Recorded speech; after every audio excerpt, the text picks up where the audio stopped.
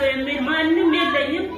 ግን እግዚአብሔር አለ አሜን እግዚአብሔር አዋቂ ነው አሜን መቼ ነው የመጣሽው እዚህ ሁለት ወር ነው ወለድኩት ሁለት ወር ከዛ በፊት ነው ከዛም በፊት ነው የመጣሽው የመጣሁት በቃ ዓርብ መጣሁ ሐሙስ መጣሁ ማታ ዓርብ ወደ 6 ሰዓት ላይ ወለድኩ ተጸልዮልሽ ነው እዚህ መጣውና ጥላውን ነበረ እህታችንም ነበረች ኢላችን ጉባኤ እየጸለየች ነው እኔ ደግሞ እሱ ጸለየ ዘይት ቀብቶኝ ላከ በቃ ቀን አልፏል ምንድነው አክም በታተጂም ወይ ምን ልትሆኚ ነው ብሎ ሰው ሁሉ ያስፈራራ ነበር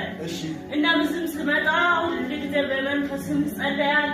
አንተም ትጸልያለህ በቃ ኩሽን ትደረጋለች ብሎ ጠላት አውጆ ነበር በቃ አተርፍም ብሎ ነበር አይዞህ የሚል ሰው ማንም አልነበረ በቃ እያለቀስኩ ነበርና አንድ እህታችን ነበር እዛ እንደዘለ ቸርች አለ እጂና ተጸለየ ለምን ተሸከመሽ እንደዚህ ትቆሚያለሽ ስትል እያለቀስኩ መጣሁ አንተ አይዞህ ብለህ ስትጸልይ እሺ ብዬ በርታታው ቤት ሲሄድ በቃ ደስ አለኝ ጨለማ ነበር በቃ በጣም ጨለማ ነበር ሰውታም ብቻዬን ስገባም ብቻዬን ቤተሰቦቼ ሁሉም አይዛብ ነው አሁንም ቢሆን እነሱ ያስፈራሩ ከኛ ወጥተሽ እንደዚህ ሆነሽ ይላሉ ግን እኔ